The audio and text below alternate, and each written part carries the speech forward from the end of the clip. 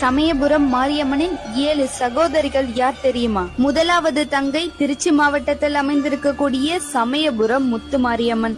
இந்த மாரியம்மன் பல நோய்களை போக்கும் கசப்பு சுவையுடைய வேப்ப மரத்தை கொண்டு தன் பக்தர்களை காத்து வருகிறாள். இரண்டாவது தங்கை திருச்சி மாவட்டம் லால்குடியை சேர்ந்த அன்பில் முத்து மாரியம்மன். இந்த கோவிலில் கண் குறைபாடு உள்ளவர்களுக்கு பூசாரியால் பச்சிலை மூலிகளாலான சாறு கண்களில் பிழிந்துவிடப்படுகிறது. இந்த மாரியம்மனின் சக்தியால் ஏராளமான பக்தர்களின் குறைபாடு நீக்கப்பட்டுள்ளது. மூன்றாவது தஞ்சைக்கு கிழக்கே உள்ள புன்னைநல்லூர் முத்து மாரியம்மன். தஞ்சையை ஆண்ட சோழ பேரரசர்கள் தஞ்சையை சுற்றிலும் 8 திக்குகளும் எண்வகை சக்திகளை காவல் தெய்வமாக அமைத்தார். அவ்வாறு அமைக்கப்பட்ட சக்தியே புன்னைநல்லூர் மாரியம்மன். அம்மையால் பாதிக்கப்பட்டவர்கள் பிரார்த்தனைக்காக இங்கு தங்கியிருந்து குணமடைந்து செல்கின்றனர். அடுத்தது புதுக்கோட்டை மாவட்டத்தில் நார்த்தமலை என்கின்ற ஊரில் அமைந்துள்ள நார்த்தமலை முத்து மாரியம்மன். நீண்ட காலமாக உடலில் பல வியாதிகள் ஏற்பட்டு அவதிப்படுபவர்கள் இக்கோவிலில் அக்கனி காவடி எடுத்து வழிபட நோய்கள் தீருவதாக பக்தர்கள் கூறுகின்றனர். ஐந்தாவதாக புதுக்கோட்டை மாவட்டத்தில் அமைந்துள்ள தென்னலூர் முத்து மாரியம்மன். மிக